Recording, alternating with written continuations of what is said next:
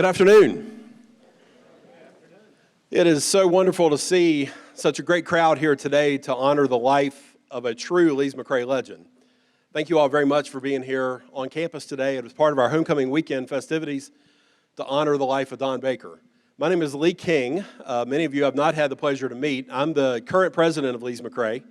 I've been here since 2018, and it's a pleasure for me to be here with you today, and certainly to be in the company of one of my mentors, Brad Crane, and it's great to look forward to hearing Brad speak to us here later on this morning. For the alumni that are back here on campus with us, welcome back. This is a great time to be on campus, despite the rain that's going to be coming here. Hopefully, it'll hold off a few more hours so we get the homecoming festivities underway. I just want to tell you that the Lees-McRae of today reflects the work and the hard work and the great foundation that people like Don Baker left for us. In just a few weeks, literally on October 10th, we'll be beginning a $30 million renovation of the historic parts of our campus, the North Carolina building, the Tennessee building, the Virginia building. Also, in this past year, we acquired the entire property of the Grandfather Home for Children. That has literally doubled the size of the campus. But I tell you, as the current president of Lees-McRae, I could not do these things without a great faculty and staff that we work with. But most importantly, we could not do this without the foundation that people like Brad Crane, Don Baker, and others left for this institution. I'll tell you a funny story about Don Baker. Don was the first person that I met at Lees-McRae. I had come to interview for the presidency, and I had gone to breakfast that morning at Banner Out Cafe. And I sat down in a booth. I made my order of, my usual breakfast order is 2 eggs over easy with sausage patties. And I was sitting there just I was nervously anticipating my time, because outside the search committee, I had never met anybody at Lees-McRae before, and I was anticipating this day of the gauntlet interview. This gentleman in the booth across from me says, "What brings you to town?" And I thought, wow, what a wonderful thing. It is it's such a cool, quaint little tiny community that they recognize an outsider. And I later realized not only did he recognize me as an outsider, because I'm probably the only guy that's ever worn a suit to breakfast at the Banner Out Cafe. But anyway, I told him that I was a candidate for the presidency of Lees-McRae, and then he introduced himself as Don Baker. And I felt like I had already known Don Baker, because earlier in my career, when I had been an administrator at Ferrum College, there was a guy on that staff named Colburn Tyler. Actually, Colburn had retired, but for many years he was the sports information director, just like Don had been here at Lees-McRae. And when I would get together with Ferrum alumni, now those of you that are Lees-McRae football alumni will probably ready to boo me off the stage when I want to talk about that connection, because of the great rivalries that happened between Ferrum and Lees-McRae. But I remember as many as 20 years ago, Colburn Tyler talking about one of his fine colleagues here at Lees-McRae, a guy named Don Baker. And it was fantastic to be able to have my first introduction when I came to Lees-McRae, even before I was, anything other than a candidate for the presidency of this institution, that I got to meet that fine man. And I regret that I did not get the chance to know him better before he passed away. But the fact that you all are all here together today is a real testament to the impact that he had on so many lives and the impact that he had on this institution. Thank you for being back here with us today, and I look forward to being with you throughout the rest of this afternoon as we celebrate the life of this great man. Thank you very much.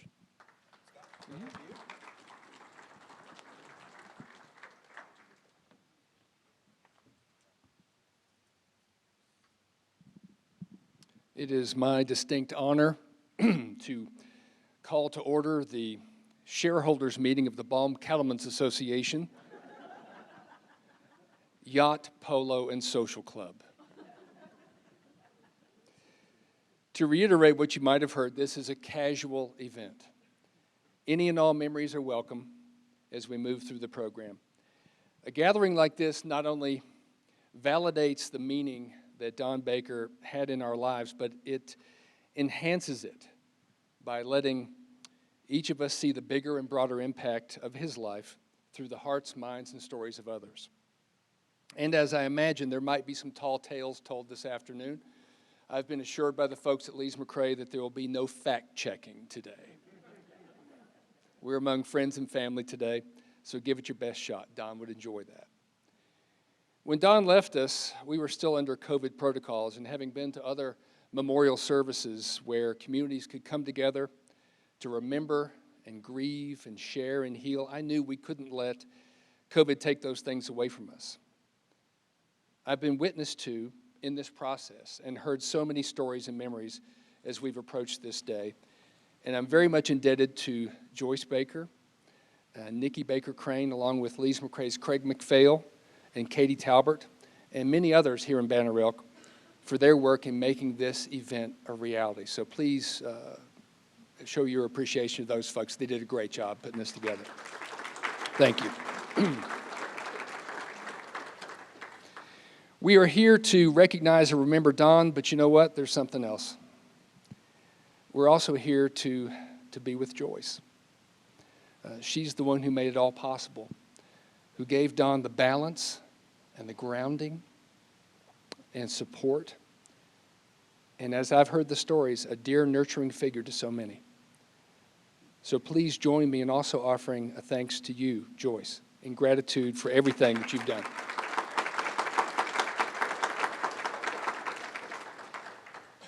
I have several memories here to share, but I'll intersperse them as we move through the program. Again, this is a casual event.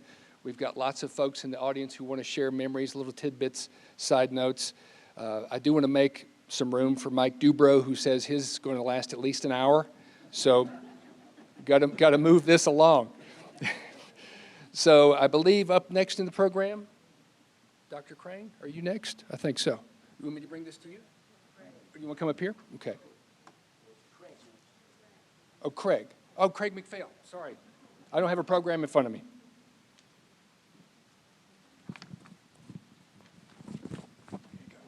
Thank you. Thank you. It's all right. I'll go behind Dr. Crane any day. Thank you all. What a special moment this is for all of us. Coach Baker, Don Baker, I have the incredible privilege of following in his footsteps as the Director of Athletics at Lees-McRae. But to try and sum up his influence on me is best said by this lapel and our new athletic department logo. We had a tilted Bobcat paw that was our athletic department logo for the longest of time. And quite possibly it might have come from Clemson or any other team that might have been recognized as the Bobcats. So in looking at trying to do a change, I kept looking at drawings from Don, those cartoons, the logos that he had, and my eye kept coming back to it. And I reached out to him one day and I said, listen, I'm really thinking about playing with your drawings to tweak them to be an athletic department logo that binds the arrows of Lees-McRae, who we are and what we want to be. And he said, sure, go ahead. And then the day that we unveiled that logo, him and I had a special moment together. And when I pulled it out and I showed it to him, his reaction was everything. It was the reassurance, it was the promise of keeping together some of his stuff from a age-old bygones to tying it into now to something for the future to look at. And I was like, we did it. And today that logo just stands out to everybody. From the sailor's hat to the whiskers, there's a little bit of Don in that logo. And I want you all to kind of embrace that and understand where we come from with that. The kids love the font. The fierce eyes are kind of our competition. And that hat brings everybody together. And then a couple of years ago, we were doing a President's Cabinet campus tour. And we went all over this place. And we're in the carriage house, which is on the back side of campus near what is, they were faculty apartments. And we went upstairs, and over in the corner were two hand-painted, hand-drawn signs of a caricature of Wiley. And I'm like, we've got to have that. So I'm looking at it, and it's instructions when you come into the gym. And it was probably the old gym hung up. And in it told you what to wear, what not to wear. No street shoes on the gym. What to bring, what not to bring. no tobacco or smoking. It was in English and Spanish. Those two paintings that we have put in our gym upon entering that. And I see that every day as a constant reminder of the role and the impact somebody like him had. When you think about Don, his legacy is firmly planted in Lees-McRae. Over 30 years of service, he impacted over 30 years of freshmen and sophomores. Their lives have been so incredibly changed because of that. I see Randy and I have known each other for a long period of time, and I know the impact that Coach had on him, on fathers and wives, mothers and dads. Those age-old lessons taught on a tennis court or just one-on-one have made those young people incredibly wonderful servants and great ambassadors of Lees-McRae. His work is countless. It's filled throughout this campus. A couple of weeks ago, I was having to look up something about somebody who played in the 60s, and in doing so, I went to the annual. I mean, you see his pride, you see his passion poured out into those pages, and I can only imagine what that was like when he was here on this campus working with each one of y'all. He is truly a legend in Lees-McRae annals. What he did and what he has continued to do throughout the work of each one of us has been very special. And I'm incredibly grateful and honored to have had that opportunity. His mark on this campus and those who've crossed paths will forever be remembered. And in that, we're much better because of it. It was wonderful to meet Don and go through this process, and I'm so thankful to have this opportunity today to kind of carry out his legacy and the role and the responsibilities that I have as the Director of Athletics at Lees-McRae.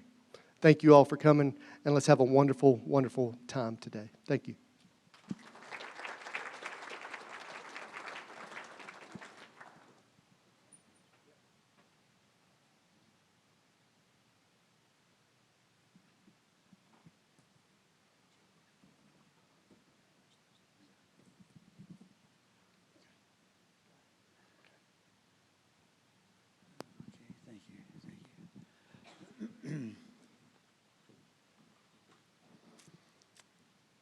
Is Lee King still here? Yeah.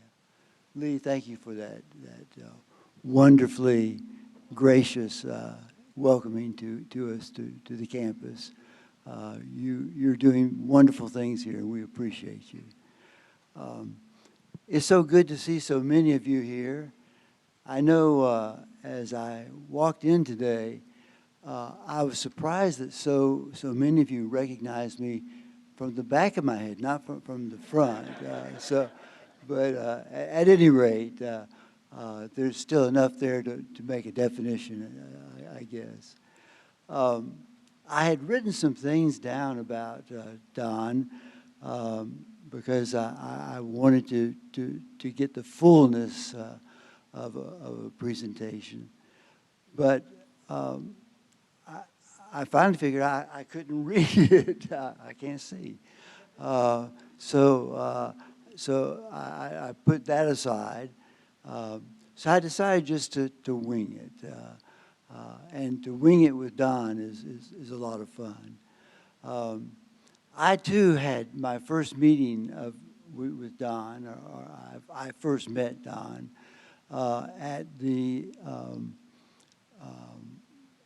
I guess it was at the group that the selection committee that invited me to come here, and we were taking a break from the interview, and I said to someone, it turned out to be Don, I'm kind of thirsty. I'd like to have something to wet my throat a little bit. And he said, well, come on, follow me over here. So we went over and we opened a bottle, and it fizzed and, made all kinds of noise. And I said to Don, well, Don, I'm not the only hot air in this room. And he said, no, you're not, but you certainly have provided enough. So that was our first get-together. Don was one of the first people that I met on campus. I remember one day coming over here. In fact, I had just kind of gotten full time here, and Don was going to take me over to meet some very important people. It turned out to be Robert and Miriam Cannon Hayes.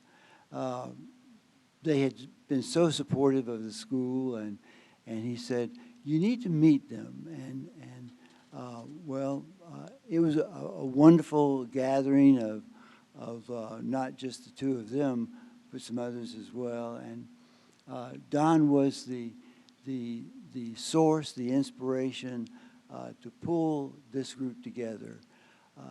He always had in mind something that would pull together people into a team, pull together people into a working group that would accomplish something. And I'll tell you something, if you could envision it, Don could draw it. And it's just wonderful to see some of the works that we were just told about some of them, and it's just a treasure trove of wonderful artwork. Don was ferocious about his support for family and for Lees-McRae College, which was part of his family. He told me the story of actually wanting to remain a student and having to find the resources to do so. And some of those activities, some of those efforts perhaps, were a little off-center, I would say. And I remember his telling me about one of the activities. I won't go into that. But he said that Dr. Crane,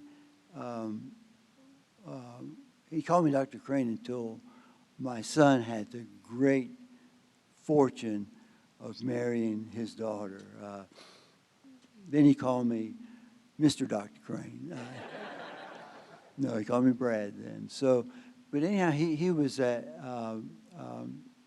he had been raising some money, let's say, to support his family and to help support the college. And I listened to what he said, and I said, Don, that sounds just a little bit like you were getting some tainted money. And he said, Dr. Crane, it just ain't enough. So there we go. We've got a picture of Don, and that picture is just a wonderful picture. He's a handsome guy, isn't he? And articulate, and always you would always see that he was a good counselor. He was good to advise you on what is best to do. So during my presidency, I used Don as a sounding board for any number of ideas. He was certainly my go-to person for the transition from 2-year to 4-year college sports. He knew them backwards and forwards. And he gave of his time and efforts like no one else did. When I named him a vice president, that put him squarely into the planning and the projecting of the future for Lees-McRae College. And certainly, Joyce Baker, she doesn't ever want focus on her. I've got one of those too. Her name is Alice. And Joyce was always one who was supportive, quietly, always one who was there to help. Now, as I look out at a number of you tonight, this afternoon rather, I see that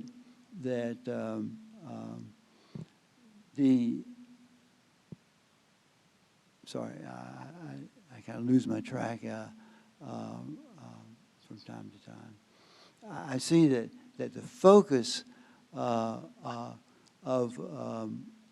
Don was always on making that special effort work the best way it could. And I know that one of the things that he always emphasized was legacy, something that would be a continuous train of thought, a continuous train of effort. Don was remarkable. Don and Joyce together made a remarkable team, and the stories that we will hear will certainly help us to understand that legacy. And I'm just so pleased to have been his friend, so pleased to have been his colleague, so pleased to have the wonder of Rick and my sweetheart Nicole and Joyce as part of our family as well. So we're very, very pleased. And Alice and I are very pleased to be here today. Thank you very much.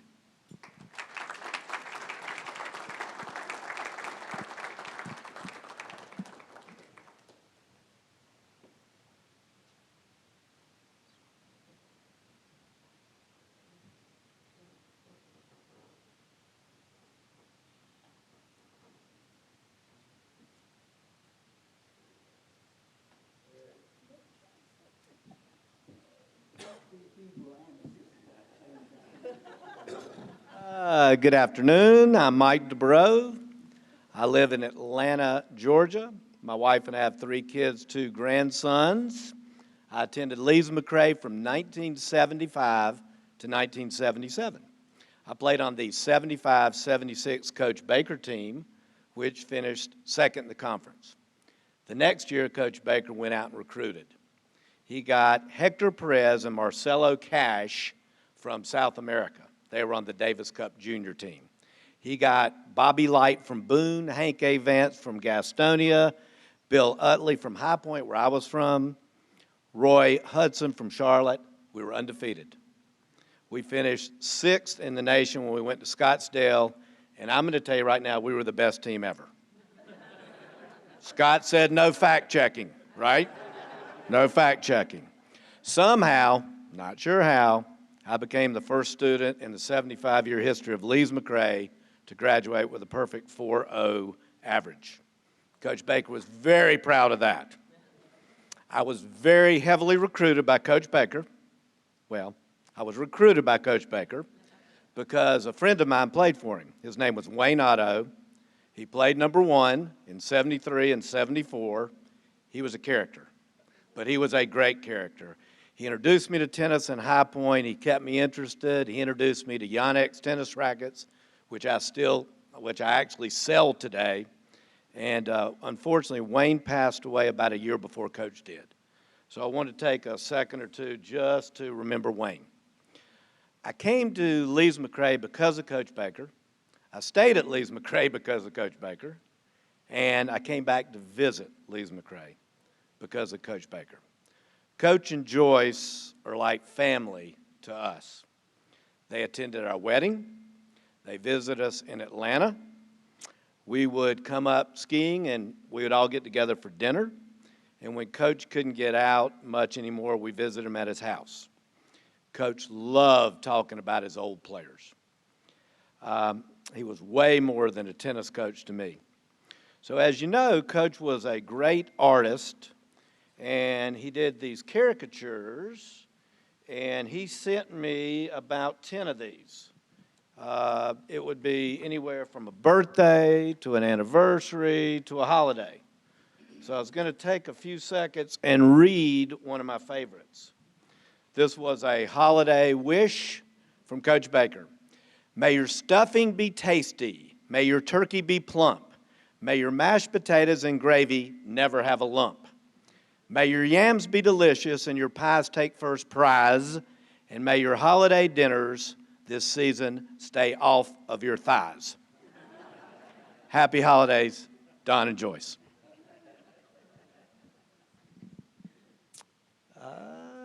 So part of my tennis scholarship was being an assistant to the sports information director, which happened to be Coach Baker.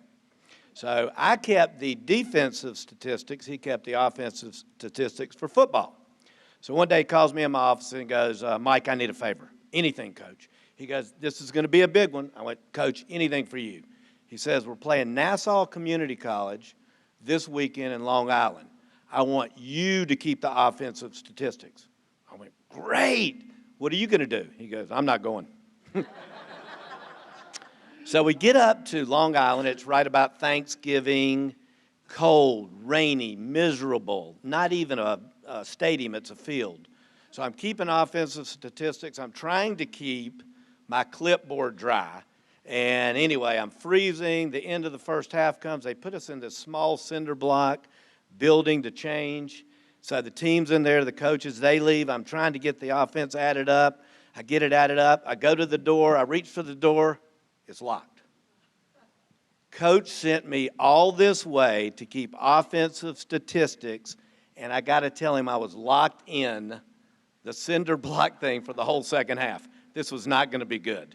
So I'm banging on the door. You know, somebody finally comes and gets me. The third quarter had started. I'm running up and down the sideline. Did you see what happened on the first play, the second play? So I finally kind of caught up. I got the statistics as best I could. I gave them to Coach Baker when I got back. He said, thank you very much, Mike. I went, great. About 10 years later, I told him the story. So as I was telling you, Coach and Joyce attended our wedding. And I remember two things from that. Number one, he got a speeding ticket in Pageland, South Carolina. Does anybody know what Pageland's known for? The watermelon capital of the world. Well, I learned something new that day. And then Coach gave us a very brief toast. He went, wherever your life, whatever your goal, keep your eye on the donut and not the hole. Didn't really know what that meant, but I think I do now. So Coach was inducted into the Lees-McRae Hall of Fame on October 7th, 2001. He asked me to speak, so I thought, you know what, I'm going to create a poem. He was big at that, and I'm going to try my best to create a poem to kind of honor him. So this is what I came up with. My years at Lees-McRae were a lot of fun. You took me under your wing and treated me like a son. The tennis was good, we had a lot of success, and you taught me the importance of doing my best. I will never forget our time together. You built up my confidence and made me much better. As a builder of character, you took a positive approach. I will always think of you as more than a coach. I was fortunate to marry a really great wife. We have 3 kids and a truly blessed life. I've taken your advice, and it's been good as gold. I'd always kept my eye on the donut and not the hole. So, Coach, you had a very positive influence on my life. Joyce and Coach are like family, and thank you very much for letting me speak today. I appreciate it.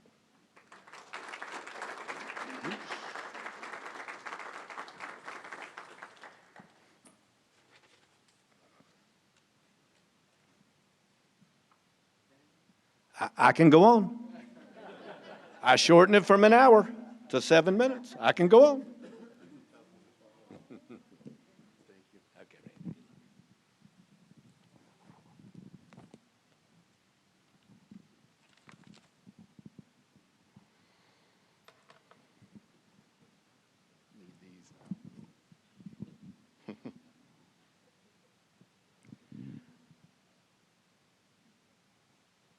I'm honored to be here today. This is very emotional for me, but I'm honored to be here today talking about the memories of this wonderful, talented man who was my coach.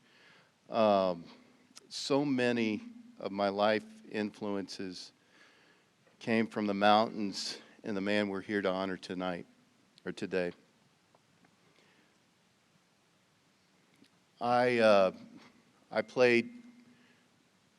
I went to Lees-McRae in 1987, and I remember I came in on a recruiting visit, and Coach, like he did most everything, he made me feel very special. So I went out, he introduced me in the basketball game, and then later on that night we went to Stonewalls with Mrs. Baker and Coach Baker, and Coach being himself, we were just talking, having a good time, and my dad was getting nervous because it started to snow. In Banner Elk, we're in January, we were coming from Tampa, started to snow.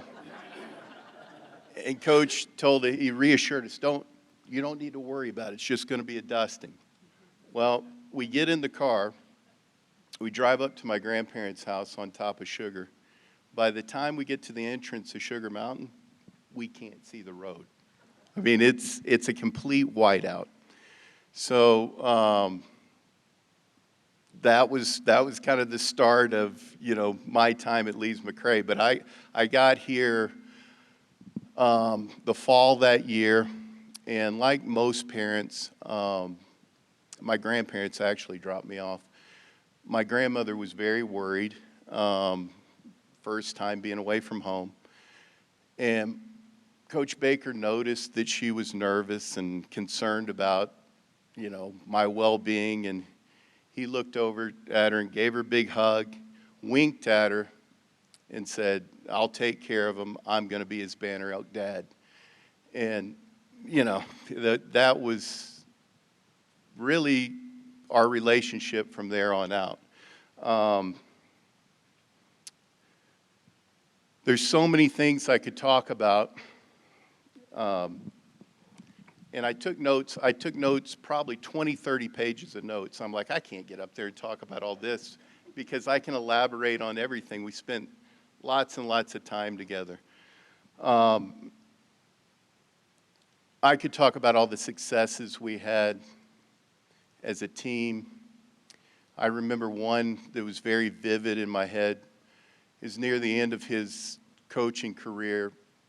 We won the match that day, which gave him the record for most wins in junior college of all time. So it was a very, very big moment. And he brought us into the indoor courts, which were brand new at that time. And he gathered us together. And anybody that's been around Coach Baker knows that rarely is there a time when he can articulate things and say things. Well, that was one of those moments. I looked at him, and he was shaking. And he got down on one knee, pulled his glasses off of his eyes, got down on one knee, and he said, "Look, guys, it's not about all the wins. It's not about the championships. It's not about all the accolades. It's about the people that I met and the relationships. It's about all the years that I've spent and all the moments." And he's like, that's what this is all about. And that probably influenced me as much as anything. I ended up coaching for over 20 years. Currently have a tennis club. But yeah, without his influence, there's many people that helped me out, but without his influence, coaching, it was just something I wanted to do after that.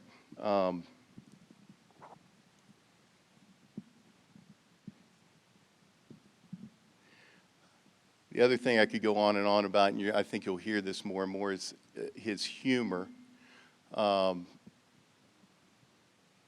Something that, I remember, Bobby will remember this. I see Bob. So our freshman year, he was joking with us all the time. So he would try to lighten us up all the time. And we would go on, first trips we went on, he'd say, hey, Bobby, Randy, look at those cows over there. It's a special breed of cow. What? It's got 2 legs that are shorter than the other 2 legs. That's why they can stand on the mountain. So, I mean, Bobby and I, honestly, I think we believed it for a semester and a half. But always kind of pulling our leg and then finding different ways to motivate us. You mentioned the art and the illustrations and all that.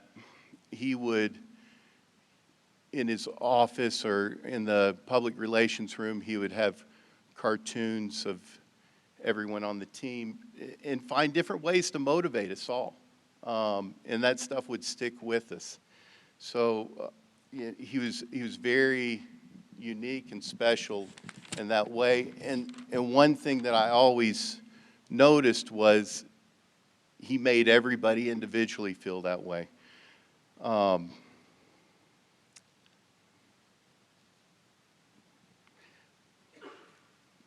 I spent a lot of time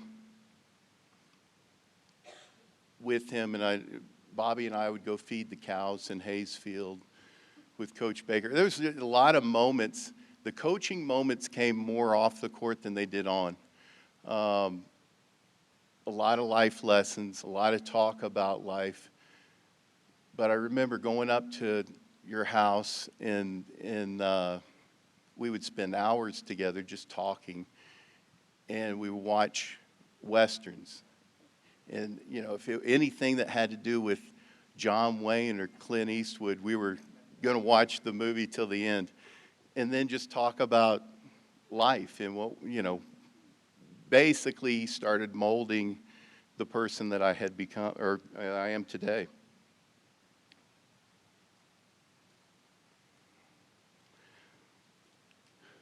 When I first got to Lees-McRae, one thing that I noticed, coming from Tampa, you know, it's a big city and a lot going on there. And I got here and I just noticed how open, honest, and trusting he was with everyone.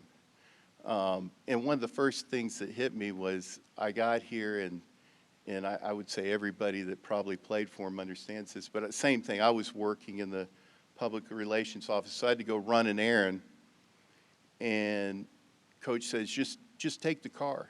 So I'm standing there like, okay, where's the keys? And, well, they're in the ignition. So, yeah, that was, you know, I was used to, you know, better have the alarm set and lock, you know. That's not the way Coach lived his life.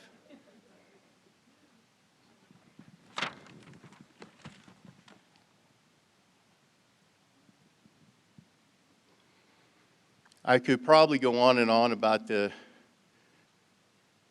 and take hours talking about how much he shaped, molded me into the husband, parent, coach, and man I am today.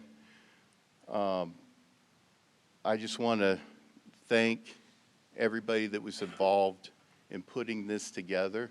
I think his memory is very important to lots of different people, but I think it needs to stay alive for Lees-McRae, because what Lees-McRae was then and what it has become now has a lot to do with Coach Baker.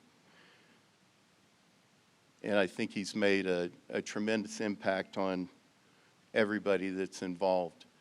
He had a unique gift of seeing greatness in people and then getting you to chase after that and find it in your own dreams. Thank you.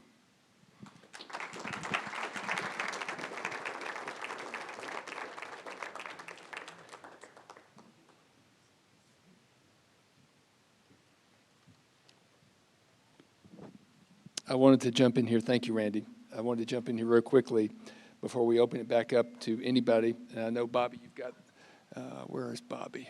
Bobby, you've got yours and probably Noel's as well, right? So you've got a double. If you want to come up after it, I just want to bring one memory from someone who can't be here. And Mike, you mentioned Marcelo Cash. And so I've spoken with him on the phone, and he sent me this.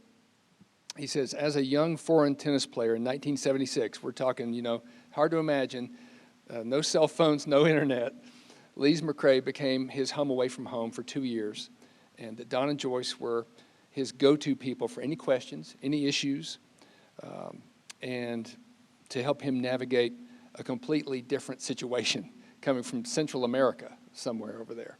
And so both on and off the court, he challenged me to become a better and stronger person. He was there when things were going well, but more importantly, he was there when things didn't go so well. One of the things that he remembers, I remember the long road trips with the team in the school station wagon. All 7 of us, and a lot of smoke from his cigar. He's like, we would show up on these tennis courts reeking of cigar smoke, and then we would win. It's like, who are these people? They're showing up, smelling like cigars, and kicking our fannies. And so he also remembers the trips, of course, the one to Scottsdale and the National Junior Tennis Tournament, and also doing the odd jobs that he would come up with so he could make some extra spending money. Also, something about famous enchiladas up at the house. So I need to know more about that. But Marcella says that he could go on and on with memories that will never fade, and I believe that he shaped my life over the years. Thank you, Mr. Don Baker. So that's Marcelo Cash. Just wanted to share that quickly. And Bobby, if you want to come on down. Oh, Bruce, I'm sorry. Yep. I'm all over the place. It's one of those kind of days. Just like a tennis camp. Sit down, okay? I can still beat you at poker, Bobby. I can still beat you at poker. One of Don's previous players, Tabitha, who was Nicole's first roommate and the first woman I married. As many of you know, Bruce Crane, I'm Dr. Crane's son, and I married Don's daughter, Nicole. Nikki to most people.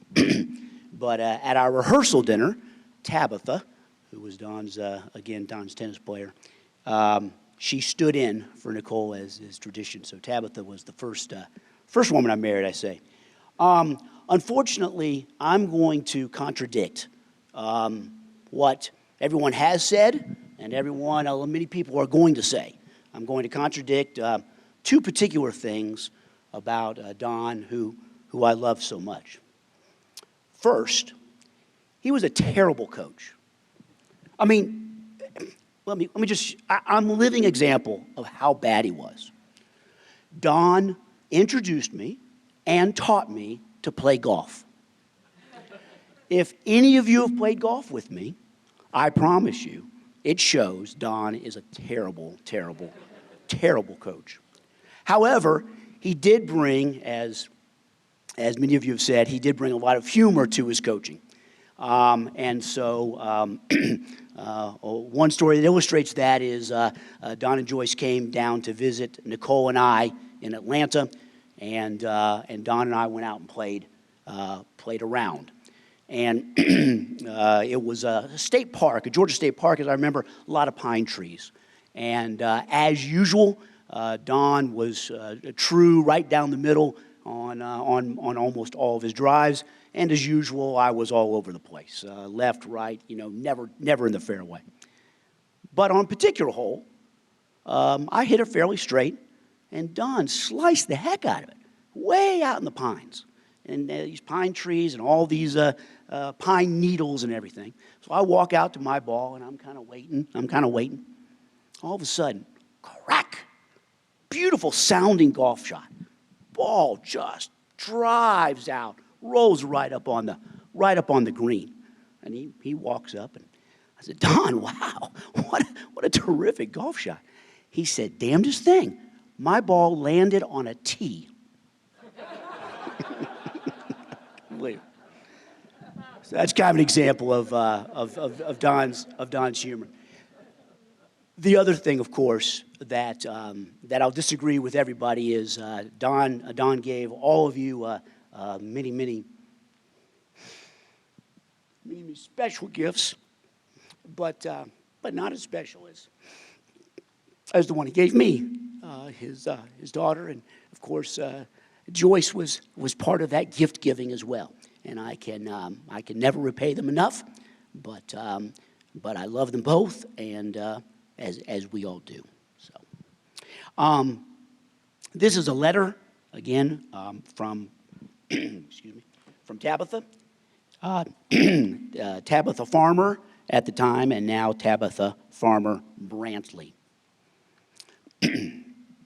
Famed Alabama coach Nick Saban once said, "People who are role models for the principles and values of the organization, who buy in and understand the vision of what the organization is trying to accomplish, and have the personality to inspire other people to the vision, you know that's what team chemistry and leadership is all about." Coach Baker had all those qualities. He was an inspiring, passionate, and enthusiastic leader. He was not only my beloved Lees-McRae tennis coach, but I considered him part of my family. My parents and I will forever be grateful for the opportunity he gave me to attend LMC and to be part of his amazing tennis team. That opportunity shaped my entire life. Coach Baker led by example, showing integrity and character while always encouraging sportsmanship. Our team was competitive and we wanted to win. But win or lose, Coach Baker always showed the same positive attitude and outlook, always giving hugs and high fives after our matches, whether we won or lost. Recently, my son and I talked about what makes a great coach. He was going through the recruiting process to play college golf, and we were traveling all over the U.S. meeting coaches. It's one of the reasons that Tabitha couldn't be here today. After our visits, I would think of Coach Baker and often thought of how my parents would say, quote, "We hit the jackpot when we met Coach Baker for the first time." Adored by his players and parents alike. His style of coaching definitely helped me when it was my time to guide my son on his journey to play college golf. Thank you to everyone involved in setting up this lovely tribute to a Lees-McRae legend. I wish I could have attended in person, but I am there in spirit, celebrating a life well lived both on and off the court. Thank you. All right, Bobby.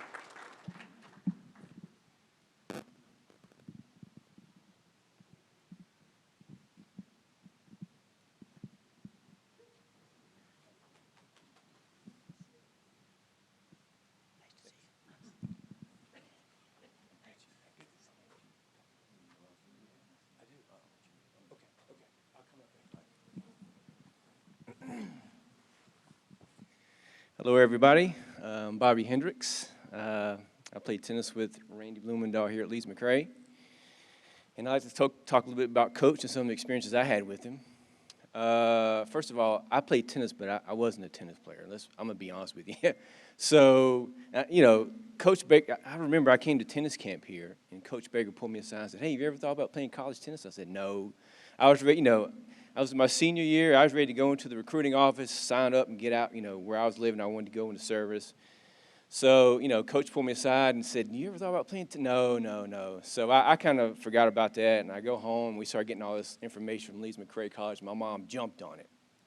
So that's how that came about. So, again, I played tennis, but I wasn't a tennis player. But I'll say this. Coach Baker, people say people change their lives. I'll say that, and I'm going to, if Coach hadn't given me this opportunity to go to Lees-McRae, I would have been somewhere else. But this was the best opportunity ever given to me, right? So, and I just want to talk about some of the experience I had with Coach Baker. Now, when you go to college, you never, you think about, well, I'm going to go to class and take tests and, hang out with all my buddies and everything. And I did all that, and I enjoyed that. But I'll never forget the first night. We must have been in class for maybe about a month. It's probably about 11:30, and I hear a knock on my door. I'm like, "Hello?" And "Hey, it's Coach Baker." I'm like, "Hey, Coach, what's the matter?" He looks at me and says, "Boy, the cows are out." Now, as a freshman in college, you know, when somebody says the cows are out, you think, well, what does that mean? What does that mean to me? What? So he looks at me and says, we got to get the cows back in the fence. I'm like, okay. So he rattles me up and a couple other guys. We go get the cows back in. And then, you know, there was other times that, you know, I mean, when you go to college, you never think, hey, I'm going to learn how to bale hay. I'm going to learn how to feed cattle. I'm going to learn how to mend fences. But that was, to me, that was the best part. I mean, I love Lees-McRae, but that was the best part of my experience at Lees-McRae. And there were other times. One time, it was just me and him one time. He said, we got to go out and mend this little, there was a little piece of fence we needed to mend. So, and it happened to have electrical fence connected to it. So I'll never forget, you know, Coach, one of his life lessons, he said, oh, boy, you got to make sure, be very positive that the power is shut off, all right, before you touch that wire. I said, okay, Coach. He said, but I'm going to show you how to fix this. So he bends down and touches that wire, and son of a, he said, boy, that's why you got to double, triple check that. The power's turned off. So, and there were other times we'd go to the house and go to the barn and doing stuff, getting some hay, and Rama will come running in and get the cattle all going. Rama, get out of the barn, get out. So, but like I said, you know, Coach Baker changed my life. There's no question about it. He wasn't a tennis coach. I could talk about all the tennis stuff, but, you know, he wasn't a tennis coach. He was a life coach to me. And obviously a father. I never really had a father figure in my life. He was the father figure in my life. And like I said, he was more of a life coach than anything else. What can I say? I mean, he was just a great man. So he gave me the best opportunity I ever had in my life. And unfortunately, I'm one of those kids that kind of move away, and you know, some of you kids move away, and they'll contact you every now and then. So I'm sorry, I didn't really come back that often, but I'm one of those kids that kind of move away and don't contact their parents as much. So for that, I apologize. And I also want to say thanks to the Baker family for sharing Coach with me and everybody else. So thank you. And I think Noel Greshner also, who couldn't be here, he's at work in another country, had something for me to read, but I wanted to take all this time for myself and Coach. So I'm going to let Scott read what Noel said. So again, thanks for the Baker family for sharing Coach with me. Thanks. Thank you. Beautiful. Thanks. Yeah, well done.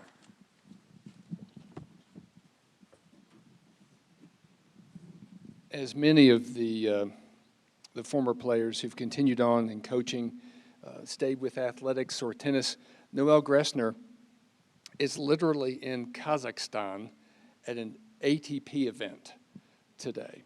And I'll mention that for a second. But Noel was very, or Alf, for those who were here, remember, he was intent on making sure that this was read today. So it's my honor to do so. I want to pay my respects to Coach Baker and family, whom I first met between my sophomore and junior years of high school at the Bobcat tennis camp. Coach Baker gave a below-average tennis player, but he puts in parentheses here, a decent athlete, an opportunity to continue to play tennis and pursue an education that would help lay the foundation for future education and employment. And he did. He earned a master's degree in athletic training and then a doctorate in physical therapy. Tennis has been a part of nearly every job he's had, either during or after Lees-McRae, whether teaching or coaching tennis or working a college university, taking care of tennis athletes, their injuries, or with the United States Tennis Association. And that's what he's doing right now. If you were willing to put in the work, Coach would put you to work on the tennis court or off the tennis court. Whether it was baling hay, herding cows, or he says here, or watching Randy get herded by a cow, or some other job, Coach was providing opportunities. I want to say thank you to Coach B and Miss Baker for all you did for me and the many, many student athletes like me at Lees-McRae. God bless you, Noel. So that's Noel's right there. Yeah. I want to share one more before I open it back up to the floor. And this is from Fish Gupton, and I'll try to get through it. Many of you know Fish from the Bobcat tennis camps or just from his time here as both a player and also a coach. He begins, I was once lost, but it was Coach Baker who saw potential in a young man and set me on a life-changing journey that gave me some of life's greatest gifts, including my education, my self-esteem and confidence, and my love for family and friends, no matter what, unconditionally. He recruited me out of high school. I received a letter from him when I wasn't even sure that I was going to college at all. I'd never heard of Lees-McRae, didn't know where it was, but that letter changed my life. I owe everything to Coach Baker. He was just a great mentor and role model for me and so many others. Many of us would not have been as successful and contributing members of society without the opportunities he gave us through academic and life lessons. Amazing grace, how sweet the sound that saved a person like me. When I was young, dumb, wild, and lost, God sent Coach Baker to help find me. He was a source of knowledge and shared wisdom with so many of us. All major decisions in my life have been shared with him, and his wisdom has guided me. Coach Baker taught many lessons, and one thing I did was take those lessons and apply them to my life, hoping that I could make an impact on the young people like he did. He made sure that I got to Emory and Henry to play tennis, and upon starting my coaching career, I would share my successes with him. When we made it to the state championship and hosted it in Bristol, he made the trip.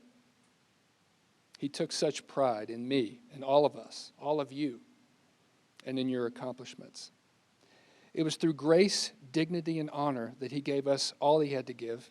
He gave us at Lees-McRae his life, his wisdom, and his love. And that love can build a bridge. My journey took me to a different place, and it was Coach Don who made it very clear to me that I was loved. When a difficult decision had to be made about my life and career, he helped me figure out what would be best for me and what would help me become a better person. Coach Baker was building those bridges of love before people accepted other people who were not like them. He was a Renaissance man, legend. I knew I could never fill his shoes as head tennis coach, but he had faith in me, and as a result, he believed that I was the right person. When it came time to move forward to the next phase of my life, his guidance gave me the strength to take those big steps that I would not have been able to do otherwise. Because of him, I have become the person I am. And with that being said, I've been able to go through my career touching the lives of friends, students, and family members. It's because of Don Baker that I see what he saw in me and so many others. He gave all of us gifts that we must now give to others. Let's continue that legacy. There's that word again. And remember what he has done for all of us.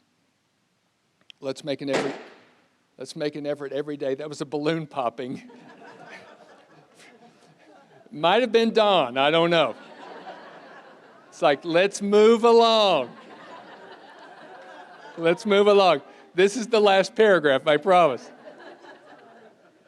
But let's make an effort every day to honor Don by making sure that someone who is in need or someone who needs to be loved, cared for, or given opportunities receives all of those. So, Fish Gupton. Thank you, Fish, for that.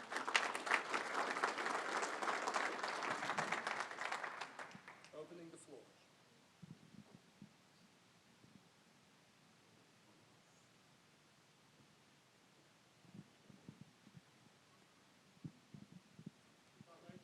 Yes.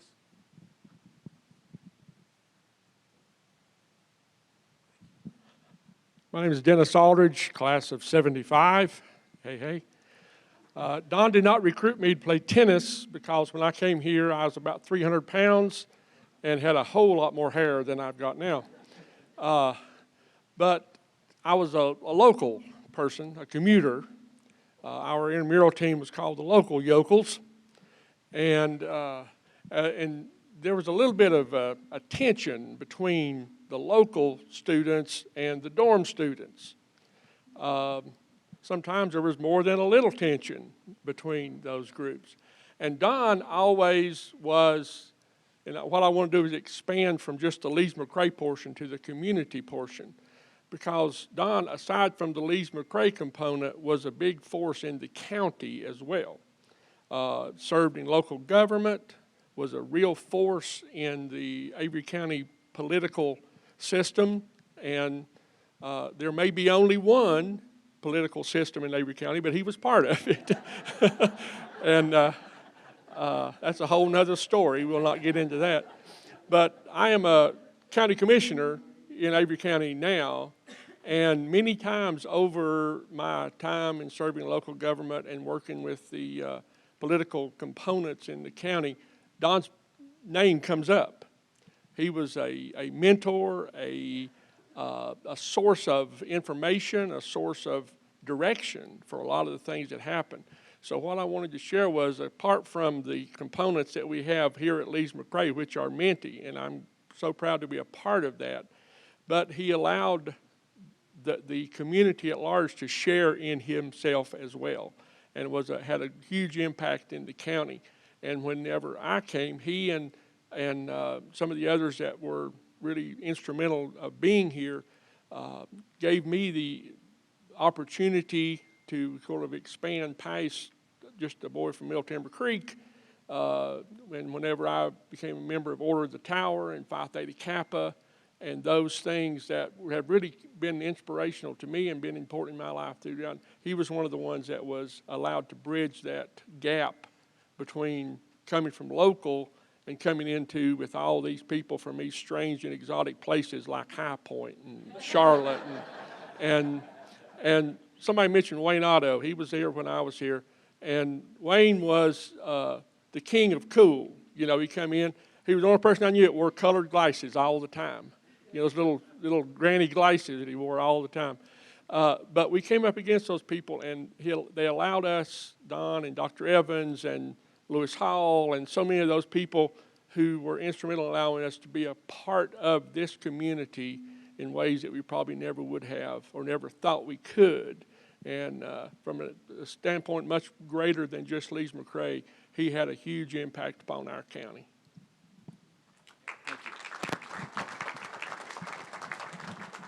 Thank you. Dr. King, Dr. Crane, to the Baker family, Joyce.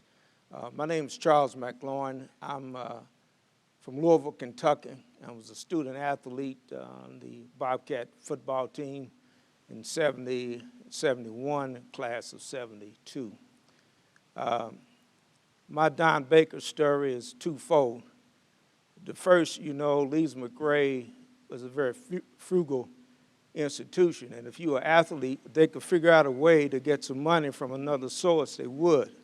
So I was on the student work study program, and if you worked so many hours, 15 to 20 hours a week, the government paid the university for that time. It didn't come to the student who went to the school. So I'm doing my work study program in the gymnasium, sweeping the floor, and then from the corner out comes Don Baker. Of course, I didn't know it was Don Baker. He looks at me and said, "Hey, you belong to me now." And I'm saying, who is this man? Where did he come from? And what was this all about? Well, for the next 2 years, I worked for Don with the student work study program using a calligraphy set that would write the names of former alumni who would donate funds to the university, and in terms, we would send them, the university would send them a certificate for their donation. But this is my really impact story on how Don impacted me. On my sophomore year, I received a phone call from my mother. And she said, "Son, your brother's gone." "What do you mean?" "He was killed in an auto accident. He served 2 tours in Vietnam, came back and was killed in an auto accident when he was on his way. He was Air Force, and he was in Cheyenne, Wyoming, and was killed on his way to work." I had to tell the coaches, "Coach, can't make the first game of my sophomore season going home to bury my brother.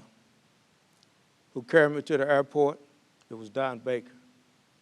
Who brought me back to pick me up? It was Don Baker. And I was always humbled that he embraced me in that capacity. So really what I'm saying, that it is in Psalms, it is written, weeping endures for the night, but joy comes in the morning.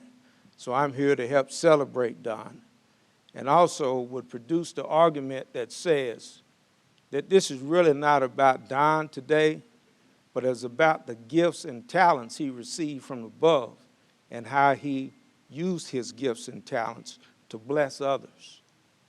By working with him in the basement, and you thought something was a little strange because the rest of the administration was up high. Don was in the basement. That would tell you something.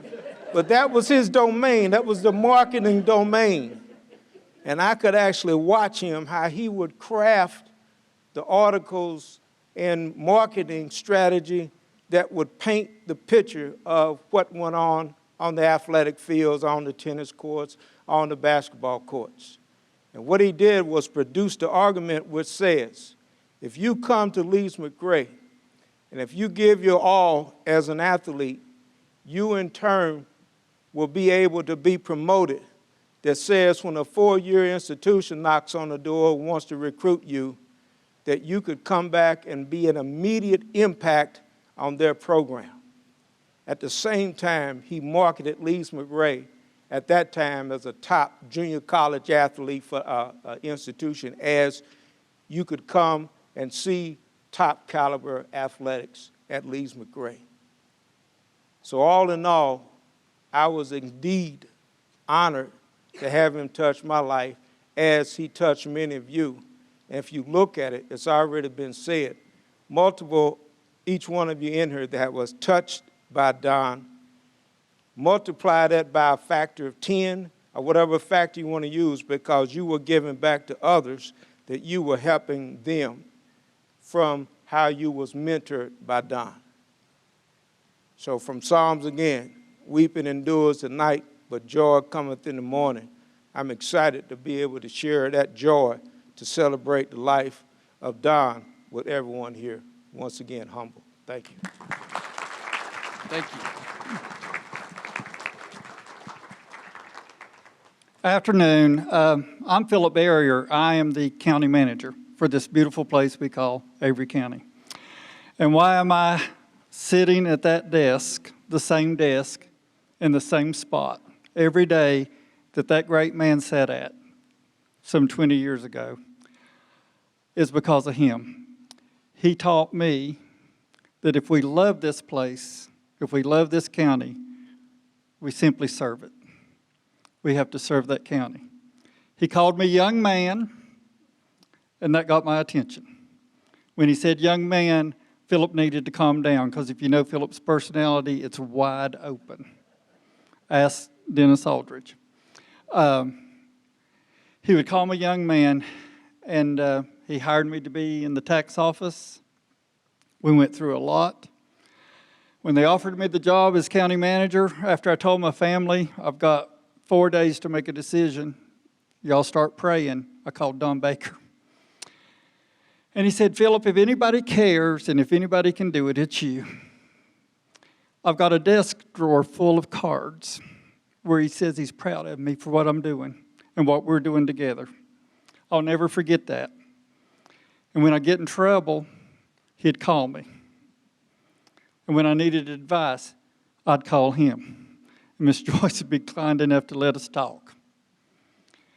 And I still talk to him today, which may sound crazy, but I got to have him because he meant that much to me. Family, I want you to know what this man meant to me. I'm the county manager today of this beautiful place, and I am so proud. And the last time we spoke, he said, I'm proud of you, young man. And I'll never forget it.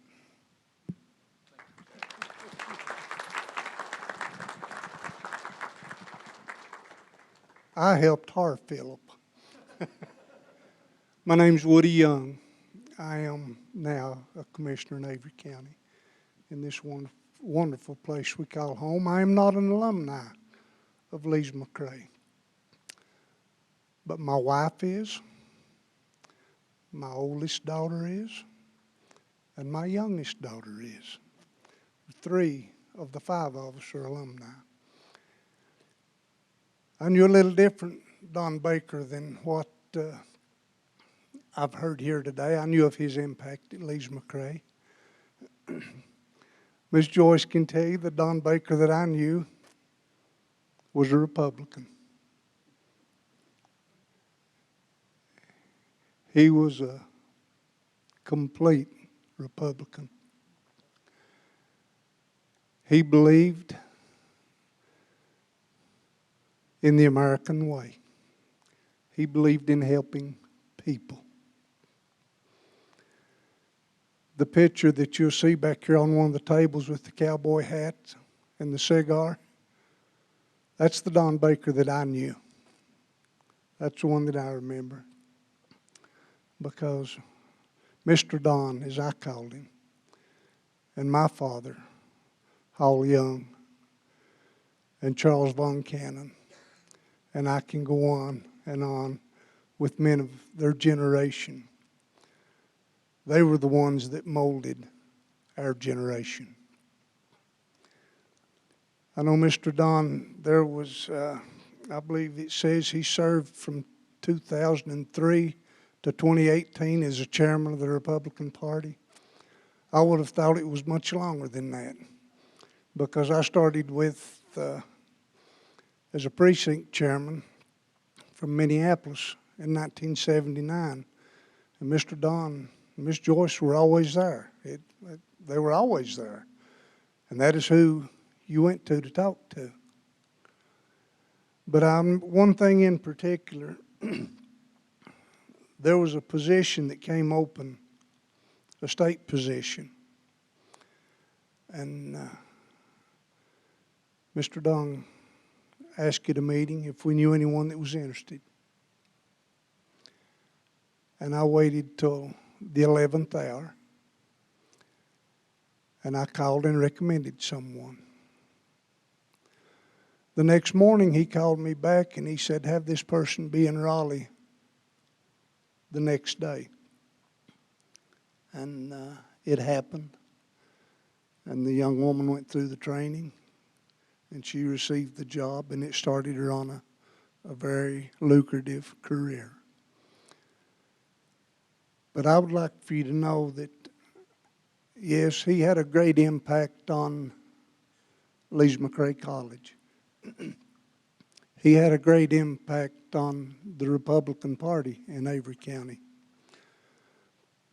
But in my opinion, he had even a greater impact on the fine Christian man that he was on the citizens of Avery County, the people that he knew.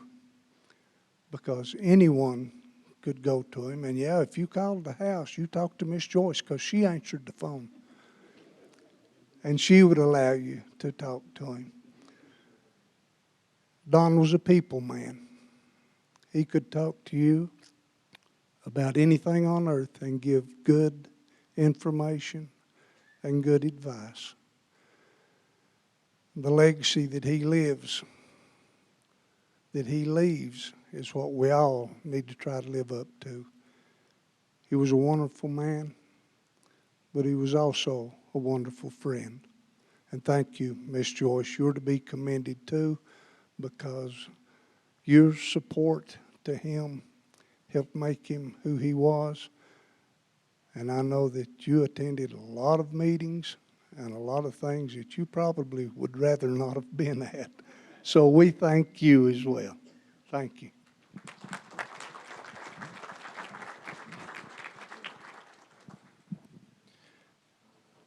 My name is Grover Gore. I was teammate of Bobby and Randy, 1989 to 1991. I played basketball and tennis here. Coach Baker was my AD and my tennis coach. I'm not going to be able to, talk too much and piggyback off of what Randy and Bobby said. He was a great coach. He motivated us in different ways, and because we all had different talents. But the thing I'm going to talk about is the most influences is almost like basically what Bobby and Randy said. It was a father figure. He was always there, can always talk to us. Wouldn't criticize, but he would give us advice. But the most impact for me was back in spring of '91. We had to get a physical. Had to go to Cannon Hospital. And my results came back not good. The results came back that I had a growth on my lung. They thought it was cancer. Coach was with me. Coach called my parents. I was in his office. And, they devised a plan. I had to go home for a week to do multiple tests, which came back negative. But Coach was there all the way. I was born and raised in Southport, North Carolina. I was away from home. Didn't know many people up here. Just having that father figure here was so important. There's nobody else besides my own father that could have filled in. And I just really thank you for Ms. Baker for sharing him with us. I looked down at him at times. He looked up at me at times. But, the respect was always there and so much appreciated. I just thank you. Great to see you. Hi. I'm here to offer, again, a different perspective, I guess. My name is Betsy Walker. My father was Lewis Hall. He and my dad came here in 1954, so Don followed him a year later as a student, and my dad was teaching, and I'm sure they became great friends, obviously, over the years. So I have a bit of a different perspective because I was a faculty brat and grew up here on campus, and I have some of my fondest memories of Don, seeing him, going to tennis camp, loving his family as much as I do. He would call the house. He would call, and being the precocious little child that I was, I answered the phone. And he and Dad and all their buddies, they had nicknames. For those of you who know Ken Sullivan, until I was probably 8 years old, I thought his name was Solomon. When I heard Dad refer to him as Ken Sullivan, I said, Mama, why is he calling him Sullivan? I said, his name's Solomon. And Mom said, no, she just laughed. But Dad would call the house, and I would answer the phone, and he would say, I need to speak to Luigi Pasquale, please.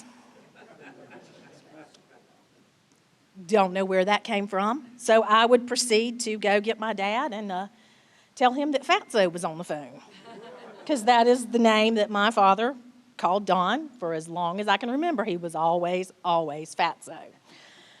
So growing up, my sister and I, she's 3 years older than I am, but we were always together, always doing stuff on campus and whatnot. And Don would always call me Katie and her Betsy, just to get our goat, just to prod us just a little bit. But it caught up to him one year when he was emceeing the honors and awards, and my sister was receiving an award, and he called her Betsy Wardhall.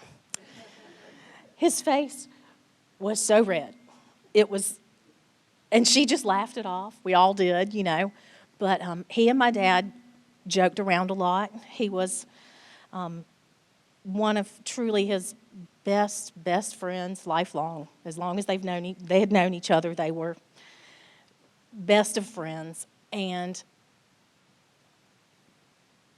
Don I always felt that way with him also. He was a friend, a mentor, a father figure. He teased my dad. They just teased each other constantly. My mother actually was a student here in the early 60s, and she was not a very good math student. Wasn't her thing. She failed Miss Phoebe Wakefield's algebra class, Algebra 1, at least once. She failed my father's algebra class once. So Don's big joke on that front was he couldn't teach her algebra, but he taught her how to multiply. So that was actually said on stage at Honors and Awards. He was introducing my dad, and that's how he introduced him.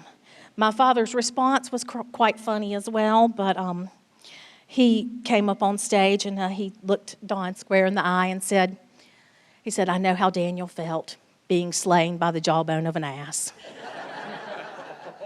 So this is a side of my dad that I didn't see very often, and to say that at Honors and Awards, as you can imagine, the place erupted for both statements. But it is an honor to be here.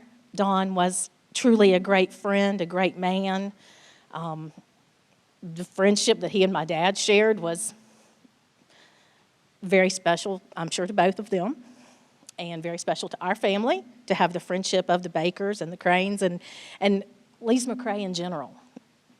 That's what I grew up with. You are all family to me. I know some of you I've met through the years with homecomings and things like that who have had my dad, knew my mom in the library. I mean, this was truly our family.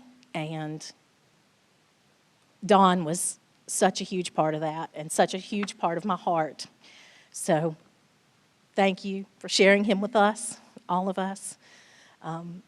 I could go on and on with stories that Dad and he, the antics they went through. Times weren't always great, but their friendship and their just camaraderie and love of each other was unmatched. So I thank you and turn it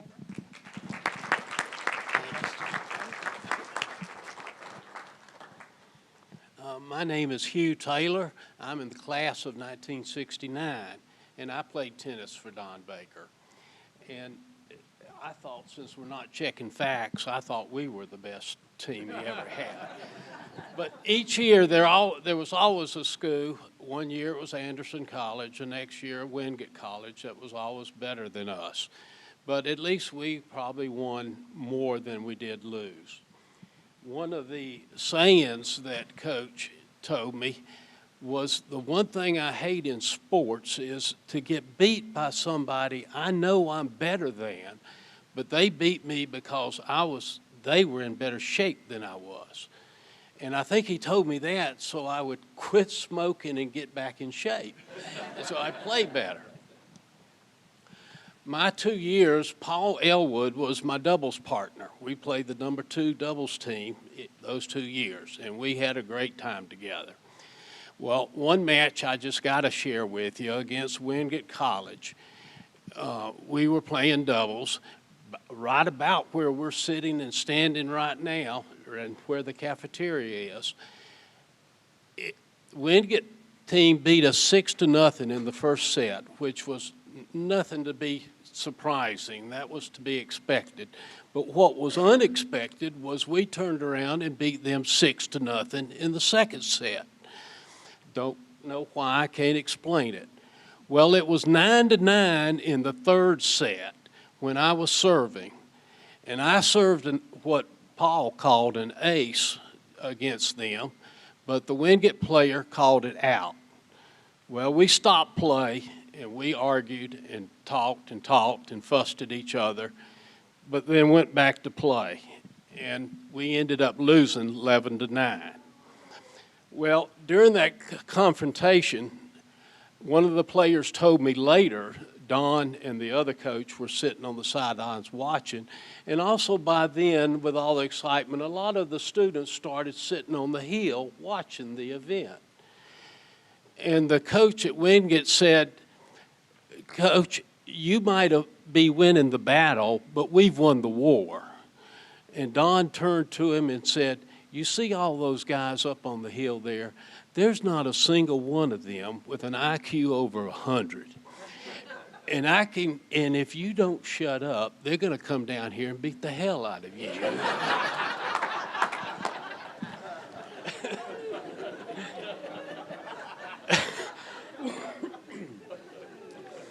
Joyce asked me not to say that, but I just had to. Now, my grades were not very good. Now, I can say, though, I had a 4.0 also, but you had to add all 4 semesters together, and then I did. Well, I took the art appreciation class from Don, and he told me, he said, now, he always called me Taylor. He said, now, Taylor, if you need some help with your GPA, let me know. And I said, Coach, you know, I am. But when the grades came out at the end, he called me to his office and said, now, Taylor, you made me look bad this quarter because I was one of the few that passed you this year.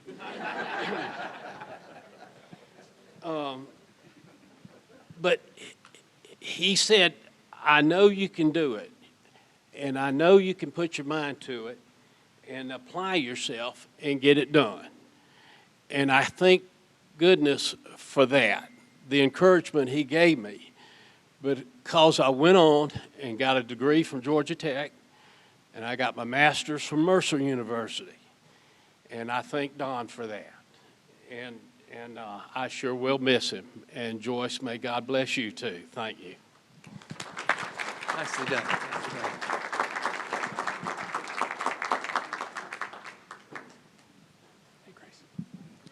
I'm Grace Woody. I worked at Lees-McRae for almost 25 years. I was a student, an alum of Lees-McRae, and I've been a part of the Baker family since 1971. I was babysitter for the kids until I guess they could drive themselves, so, especially Rick. But I had to write some notes down. I had stories too, but I thought that I better write some notes down without just talking off the top of my head. As I look around the room and as I've listened to what everyone said, I know that Don Baker has meant so many things to so many different people. He inspired people to enjoy life and to laugh. He was a very talented artist and photographer, coach and teacher, family man and sports fan, especially for those Tar Heels. He was involved in community and church, just to name a few. He taught me to cut and paste long before there were computers. And I worked for student services, but I was working for him as well, more times than not. I stuffed envelopes, I cut and paste newspaper stories, sometimes yearbook pages. Anytime I would help out in the PR office, it could be anything from stuffing envelopes to pasting. I'm sure many of you did the same thing if you were down there hanging out. Pretty soon he had you doing a job. He enlisted our help, and at the same time, he made us laugh and learn. Don Baker was one of a kind. We honor him today with our memories and stories, and we miss him always. Thank you, Grace.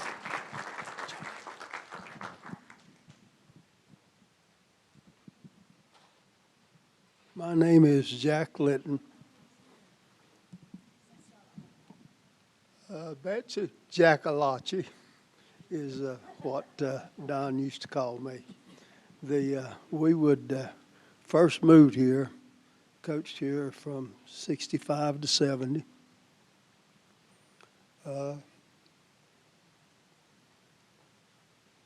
Don and Joyce welcomed us immediately. We played cards, we did everything. And I am like all the tennis players. I put up hay, chased cows, got Rick into horses, and it was a lot of fun. But Don motivated coaches a different way than he motivated his players. When I first came here, one of the first stories I heard was how that, and George Litton was a basketball coach before I came at that time also. And he was sitting in his office one night, and Don was down there with him, and George was going to go scout a basketball game. And the assistant football coach was in there, and Baker just kept saying, come on, go with us. Come on. No, I don't care anything about basketball. I'm not going with him down there. Don just kept razzing him till the guy finally picked up his phone, called his wife, and said, I'm going to the basketball game with Don and George. Slammed the phone down. Yeah, and but the way that Don would motivate coaches and me, we would always, when we was getting ready to go to the Carolinas or to the basketball tournament, he'd say, Litton, go on down there and embarrass us.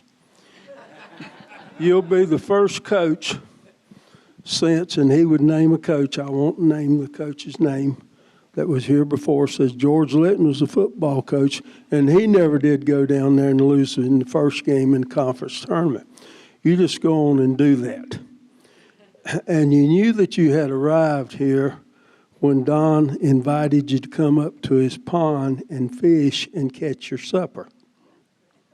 And that was a big deal. And, of course, if you know anything about his pond, all you had to do was throw a hook out there and you was going to catch something immediately. But one of my favorite things as far as in stories with Don was shortly after we were here, from what I understand, Don and Joyce had been wanting children for a while. And Joyce became pregnant. Shortly thereafter, my wife became pregnant. And Don, in his typical motivating term, as these tennis players have said, Litton, there's no way in the world you can have a boy. You got to be a man to have a boy. Well, when Joyce finally went to the hospital in Johnson City, Don went over. We didn't hear from Don. Next day, nobody heard from Don. Finally, they called over to see if everything was all right. Yeah, everything's all right, but he had a daughter named Nikki. Well, you know, if you know Don, you know you're not going to get the last word on Don. So his terms to me was, Litton, you're not a man. You think you're a man. Said you got to be able to knock the Gazoskis off of them if you're going to be a man. So anyway, it was really typical Don, if you know Don. But Don was a great friend. But we always told Don that the true athlete in his family was Joyce. And there's a lot of truth to that, wasn't it, Joyce? If you ever knew anything about when Joyce was playing basketball and that kind of thing. But Don was truly a guy that I have come to love and a true friend. Thank you, Jim.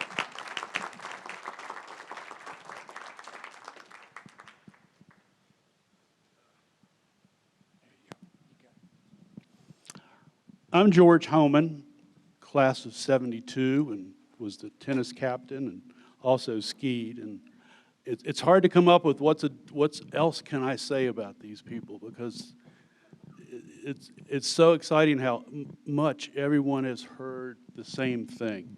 What a way to give to so many people.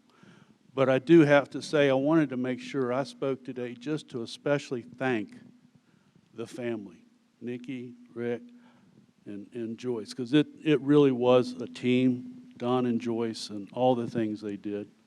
Like everybody, he was truly a father figure, mother figure. I mean, they were there, spent many an hour down in the basement doing a lot of different things that had nothing to do with tennis, but learned a whole lot, and learned a lot through life from this college and from these individuals. Ended up retiring 43 years at the same job. Same place. I was president and CEO by the time I finished, and we were an $8 million company, so I must have learned a little something here and there, but it wasn't about necessarily all the education, but it was about people and being able to do the right thing at the right time. So I want to thank each of you for that and for the school. But I do have to say, there's one thing that really bothered me over the years. Joyce and Don asked me to babysit you two, and I did. So that was probably their biggest mistake that night. But I think we all survived. But thank you for sharing your mom and dad, because as you've heard here today, so many of us could not be where we are today without them. So thank you. Thank you. Hello. Real quickie, I know everybody's tired, and I am too, and I had to get up because I'm 79 years old now, and I'm having to deal with sciatic issues. My name is Doug Shepard. Hello, Joyce. Graduate of 1963 at Lees-McRae. I came here from Morganton High School. I was a very poor student in high school. Lees-McRae gave me a chance. 2 master's degrees later, and now retired for almost 17 years and 4 granddaughters.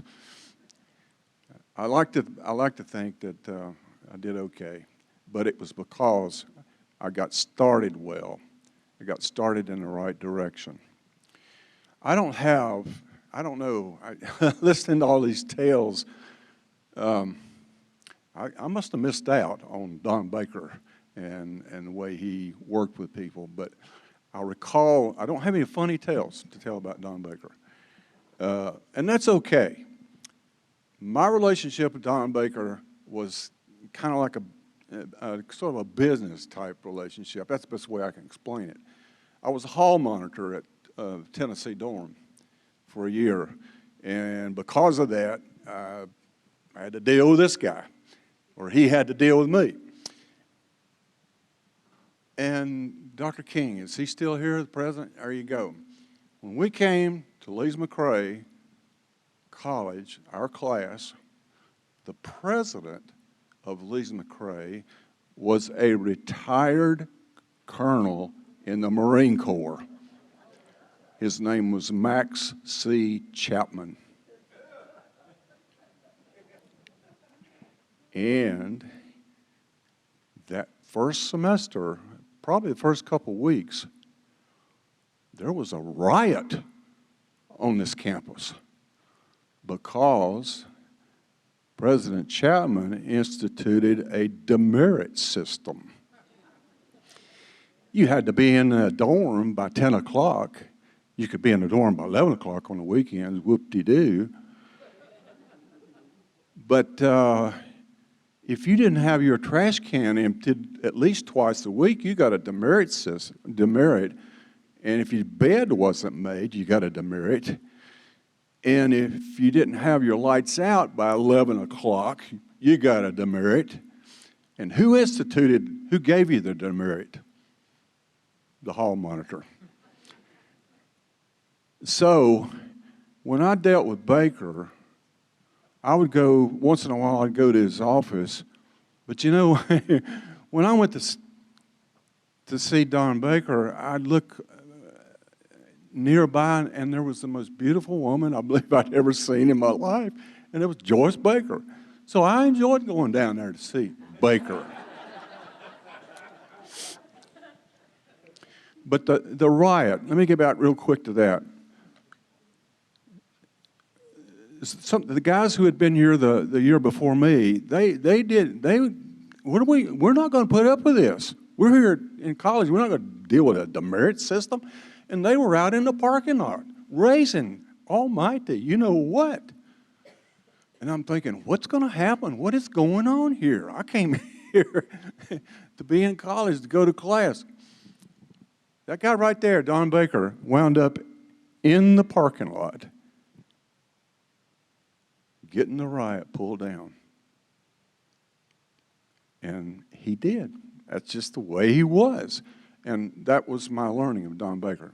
Okay, I see people looking at their watches. I'm out of here. Thank you for the opportunity to do this. I love it. When I saw we were going to do this about Don Baker, I called Eve Higgins. I said, we're going down there. She said, we sure are. Eve was the editor of the Ontario our senior year. And because of Eve, Don Baker, the annual was dedicated to him. And that's my story. Thank you very much.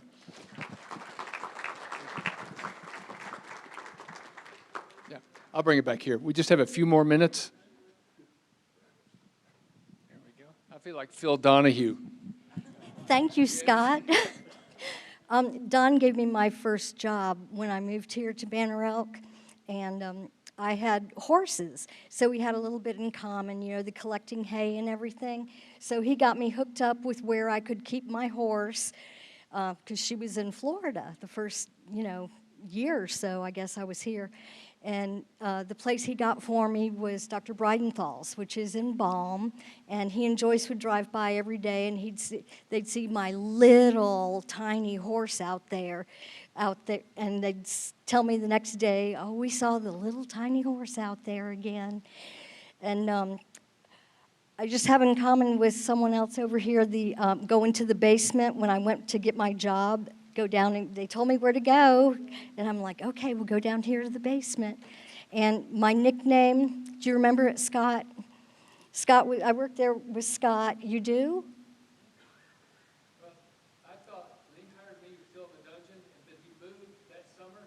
I thought that was the only reason he hired me, to help him move. Well, the only reason he hired you was because he asked me, and I said, yeah, he's a good-looking guy. You better hire him. Randy and Bobby were there when we worked together. Here you go, Scott.